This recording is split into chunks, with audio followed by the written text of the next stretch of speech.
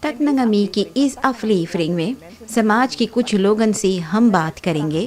पहले उनसे पूछा जाएगा कि IMF के पास जाने के लिए उनका क्या सोच है। फिर इसके बाद में वह सब बताएंगे कि सूरीनाम के भविष्य के बारे में उनका क्या कहना है। हम हैं इस वक्त पैरामारिबो में। IMF के पास जाने के बारे में आप क्या सोचती है? IMF के पास जाने के बारे में आप क्या सोचती है? IMF के पास जाना ज़रूरी है, ये कहता है ondernemer exporteur अरिस्टो। ये ज़रूरी है कि सरकार अपने आप की तैयारी करे, saneringsmaatregelen के लिए वो अपने आप को तैयार करे। IMF के पास जाने के बारे में आप क्या सोचती है? IMF के पास जाना ज़रूरी है, ये कहता है ondernemer exporteur अरिस्टो। ये ज़रूरी है कि सरकार अपने आप की तैयारी करे, saneringsmaatregelen के लिए वो अपने आप को तैयार करे। और अगर कोई प्लान ना है तो हम यही सोचते हैं कि सरकार को जल्द करना चाहिए कि जो वो पिछड़े हुए हैं कुछ काम में तो ये पूरा किया जाए। सामनवर्किंग IMF के साथ में कोई अच्छा इरादा ना है। अगर प्रेसिडेंट का कहना है कि ये अंतिम चारा है तो हम सबको ये देखना ज़रूरी है कि ये कामयाब होगा या नहीं। श्रीमती एमा 8 फ्रूख्तन बेचने वाली और आओफियर पाने वाली, ये बिल्कुल ठीक ना है। ऐसा नाटक लग रहा है। जी हाँ, मेरे लिए ये नाटक ही है। होना चाहिए क्योंकि ये सिचुएशन जिसमें इस वक्त है कोई रास्ता ना है इससे बाहर निकलने के लिए। और IMF के साथ काम करने का मतलब यही होगा कि और रास्ता हम सबके लिए खुल जाएगा। हम दूसरे देश जा सकते हैं पैसा की खातिर, परंतु एक प्लान भी है और लोगों के अनुभव एरफारिंग भी है जिस कारण से इकोनॉमी को फिर से सही रास्ता पर लाया जा सकता है। और इसलिए मुझे यही कहना है कि IMF की दरवाजा खटखटाना अच्छा फैसला है। सूरीनाम के पास पैसा ना है, यह हम सब जानते हैं और इसी कारण से जो होना चाहिए वो होना है, दूसरा रास्ता ना है। एंटवेल ये एक हाफ स्टूडेंट है। अगर सच कहे तो मैं अभी तक इस पर शक करता हूँ। IMF कारण से कर्जे में हम और डूब जाएंगे। मैं इसीलिए कहता हूँ क्योंकि IMF एक और खनीसाती है। उनके साथ काम करने पर और कई ऐसे मामले से भी ये साफ हो गया है कि हम मुश्किल से उससे छुटकारा पा सकते हैं, यानी कि अपन कर्जा चुका सकेंगे।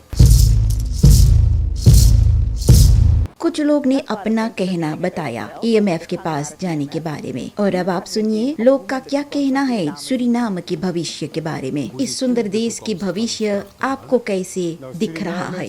अंद्रे कहता है कि सूरीनाम एक भयानक क्राइसिस में फंसे है। अगर ठीक से काम किया जाए तो इससे हम निकल सकते हैं और एक अच्छा बस्तूर होने पर यह हो सकता है। बमेदलार टूटुकाई, हम सब दुनिया के 7वां अमीर देश है। हमारे देश में सब कुछ है, ग्रॉन्स्टॉफन है। ये भविष्य हमारे मुश्किल दिख रहा है। ये भविष्यवाणी हमारी समय लगेगा। 8 फ्रूख्तन बेचने वाली श्रीमती एमा, मैं 72 वर्ष की हूँ। मैं केवल आओफी पाती हूँ, मुझे काम ना है, मैं अकेले रहती हूँ और अगर मैं यहाँ आकर नहीं बैठती हूँ अपन रोजी रोटी खातिर तो मैं आगे नहीं जी पाऊंगी। मैं अपन लड़कन पर बोझ नहीं बनना चाहती हूँ, उनका भी एक जीवन है, खुद के लिए मेहनत मुझे करनी है। ondernemer exporteur अरिस्टो, जो लोग खुद बिजनेस करती है, खुद मौका तलाशते है, खुद काम करती है, रिस्क लेने से हिम्मत रखते हैं और आगे बढ़ सकते हैं, ये सब लोग के लिए भविष्य बहुत सुनहरा है। परंतु वो लोग जो अफहंकलक है सरकार के, निर्भर है पॉलिटिक पार्टियन पर, अफहंकलक है पॉलिटिकल लीडर्स के, उन लोगों के लिए ये भविष्य सुनहरा ना है। फिजियोग्राफ रूडी, ये ठीक हो सकता है अगर सरकार ये प्लान ठीक से समझाएगा। अगर हम जाने कि लोन ट्रैकर्स और वर्कर्स को इतनी दूर तक लावे कि वो विश्वास करे इस प्लान पर, दुकान के प्राइस पर काम करे, इसे ठीक करने के लिए प्लान भी तैयार होनी चाहिए। और ऐसे में बहुत कुछ है, परंतु ये है कि आपको जनता को यह विश्वास दिलानी चाहिए उस दिशा में बढ़ने के लिए जहाँ पर हम जानते हैं कि उसी रास्ता से हम निकल सकते हैं। उम्मीद की जाती है कि सूरीनाम को अच्छा देश चलाने वाला मिले, जो ना करप्ट है, जो ना केवल अपन पैजामे की जेबी के बारे में सोचे, तो सूरीनाम बच सकता है। सवाल जवाब के हिस्सा में जिन लोगों का इंटरव्यू लिया गया उनसे पूछा गया है कि क्या कुछ बात है जो अस्पष्ट है, किस चीज के सवाल का जवाब ये सब चाहती है, और इस सवाल का जवाब ऑथोरिटेटन खुद उन्हें देंगे। सभी से जिसके बारे में पूछा गया एक ही बात कहते हैं, regering taknangami। फेना नो नॉनसेंस फ्रागन, अच्छा से जवाब दो। अंद्रे, एक सवाल है जो मुझे हमेशा से खटकता है। ये सवाल है कि सूरीनाम देश में क्या हो रहा है। अफपाक टीम के मामले में हम बहुत कुछ सुनते हैं कि कुछ चोरी हो गया है, परंतु कोई एक्शन नहीं लिया जाता है। लोग आजाद घूम रहे हैं, कुछ किया जाता है इस मामले में या नहीं। regering woordvoerder कहता है कि ये regering को कानून पर पूरा विश्वास है और ये regering ने फिर अपनी तरफ से जोरों कोशिश की है कि rechtelijke macht मजबूत रहे। सूरीनाम के रहने वाले लोग को शामिल की गई है, विदेश लोगों को भी इसमें शामिल किया गया है और उपमार मिनिस्ट्री अपन काम करता है और ये सब मिल करके कि जितना पैसा चोरी की है वो सब पैसा फिर वापस सूरीनाम के देश में पहुँचा जाए। दूसरा सवाल पूछता है वारेनर्स मैनेजर अंद्रे कि क्या सूरीनाम के फालूता मामले में कभी कोई अंत आएगा जहां पर घर किराए लेने वाले या गाड़ी खरीदने वाले को विदेश के पैसा में पैसा भरना पड़ रहा है। regering woordvoerder कहता है कि ये शिकायत ज्यादा सुनने को मिलता है। हमारे देश में बहुत से कुछ इस वक्त इम्पोर्टेर किया जाता है और इसी कारण से बहुत से लोग, इसमें से ondernemers भी vreemde valuta की तलाश में है और इसी कारण से भी बहुत से कुछ लोग vreemde valuta मांगते हैं या भरते हैं।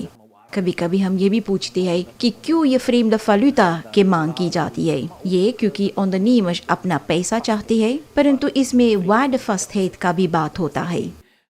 फोटो और वीडियोग्राफ रूडी, क्या आपने जानने की कोशिश की है कि सभी मिनिस्टर्स और कैबिनेट के सभी लोग तैयार हैं ये करने के लिए, क्योंकि करना महत्वपूर्ण है। हेस्टेल प्लान के अनुसार काम करने पर तो ये बात की पूरा विश्वास है, तो इसमें ऐसा न है कि लोग इसके बारे में नहीं जानेंगे सरकारी विभाग के, जिससे ये प्लान कामयाब रहे। सरकार ने अपना रखेर बले 3 चरण में बांट दिया। ये कहता है मोहम्मद एन एस्का, ये director ministry van Binnenlandse Zaken पर।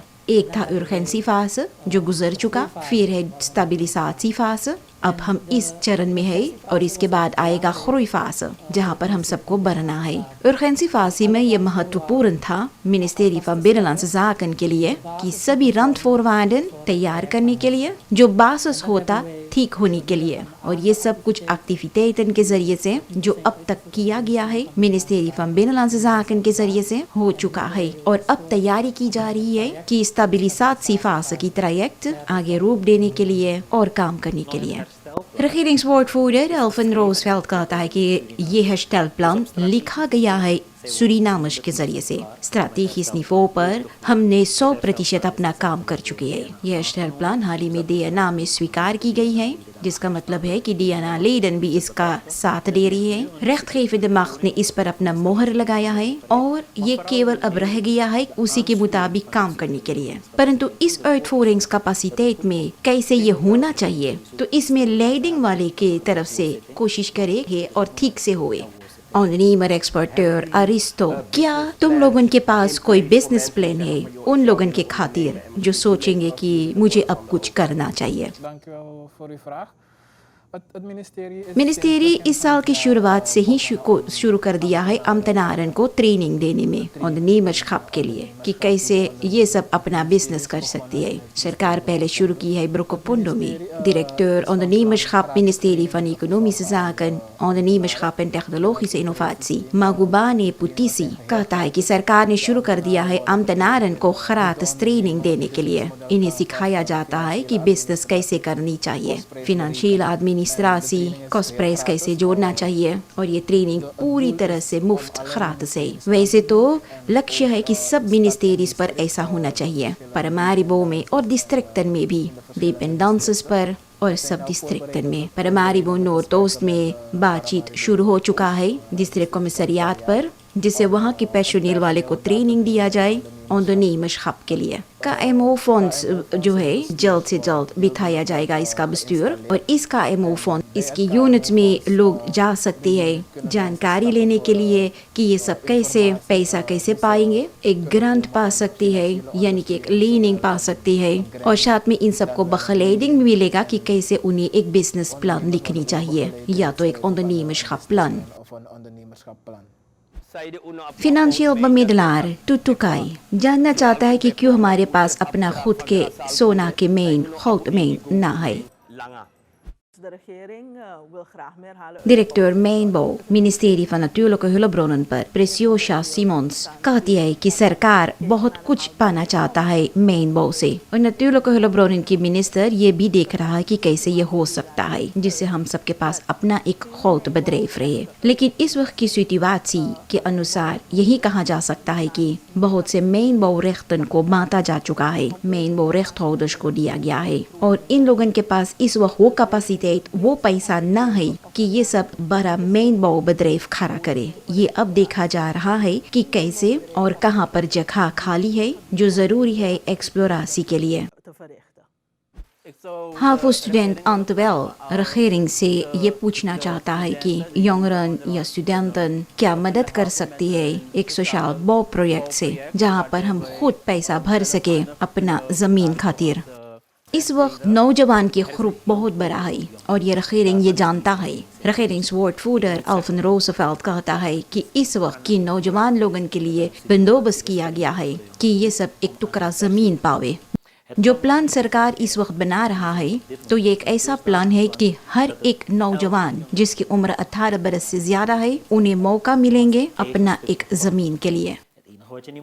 आपके नाम पर कोई जमीन नहीं होना चाहिए। अगर नाम पर कुछ ना है, कभी भी कुछ नहीं पाए हो, तो ये regering इसी zittingstermijn में जल्द ही जल्द कि आप नौजवान लोग एक टुकड़ा जमीन पावे, क्योंकि यही पहला जरूरी होता है आगे बढ़ने के लिए। अब तो ये देखा जाता है कि इसे सुरक्षित कैसे किया जाए। ये कैसे हो पाएगा कि जब नौजवान लोग एक टुकड़ा जमीन पावे तो ये जमीन वाकई में इस्तेमाल करे खुद के फायदे के लिए या तो कुछ और चीज के लिए इस्तेमाल किया जाए, और वाकई में ये एक पुश होगा नौजवान लोगन खातिर आगे बढ़ने के लिए।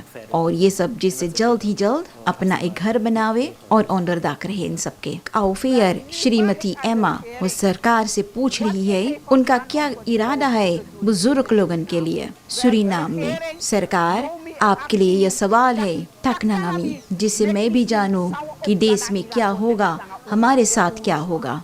De vraag wat men voor de AOV'ers gaat doen. Nou, als hoedanigheid van financieel medewerker hier op het fonds. सवाल पूछा जा रहा है कि AOV'ers के लिए क्या किया जाएगा। Martin Veldkamp, hoofdverantwoordelijke financiële afdeling ministerie van Sozavo कहता है कि सरकार ने इन सब इनके पैसा थोड़ा ज्यादा भरना शुरू किया है, फरोख कर दी है। पहले 750 था, अब 1000 दी जाती है जो स्टाट्सkas से भरा जाता है। ये है सोशल फ्लक पर, और वेलफेयर फस्ट voorziening पर अगर गौर किया जाए तो कहा जा सकता है कि अभी डिस्कसी करना जरूरी है, और वो भी beleid के बारे में। और जब ये हो जाएगा तो कहा जाएगा कि AOV fonds तैयार है तो और कुछ किया जा सकेगा। En kan ik ervan zeggen dat AOV-fonds wel ready staat met het logistiek gedeelte en dan geven we invulling eraan. पता चला है कि बहुत से लोग अभी तक नहीं जानते हैं कि IMF के पास क्यों जाना जरूरी पड़ा, और इसी कारण से हम प्रोफेसर मार्टिन Schalkwijk से इसके बारे में पूछे हैं। Het verband tussen uw vragen en het IMF. Ja, dames en heren, het IMF is nodig. Coordinator herstelplan के प्रोफेसर मार्टिन Schalkwijk कहता है कि ये IMF बहुत ज़रूरी है क्योंकि उनसे हमें पैसा मिलेंगे कोष तब्दील करने के लिए। इसके अलावा अगर IMF के साथ काम किया जाए तो वर्ल्ड बैंक के ज़रिए से और इंटर अमेरिकन डेवलपमेंट बैंक और कैरेबियन डेवलपमेंट बैंक से हम सबको पैसा मिलेंगे, और ये लगभग 600 मिलियन होगा जो प्रोजेक्टन के खातिर रही, जिससे हम ये कर सके और कई सेक्टोरन की ontwikkeling को बढ़ा सके। और साथ में कर्जदार लोगन के लिए जो चाहता था कि हम सब IMF के साथ काम करें, तो इसी कारण से अब रास्ता भी खुल जाएगा कि हम उनसे बातचीत करें और इन्वेस्टर्स खातिर के लिए ये एक अच्छा भी काम है कि हम सीरियस इस वक्त लगे हैं अपना इकोनॉमी ठीक करने में, सब कुछ पर ध्यान रखते हुए। तो ये बहुत महत्वपूर्ण है हमारे देश के लिए, AMF के साथ काम करने के लिए, इकोनॉमी को ठीक करने के लिए और पर्सपेक्टिव बनाने के लिए, भविष्य के लिए। और अगर हम नहीं करेंगे हम सब मुश्किल में पड़ सकते हैं।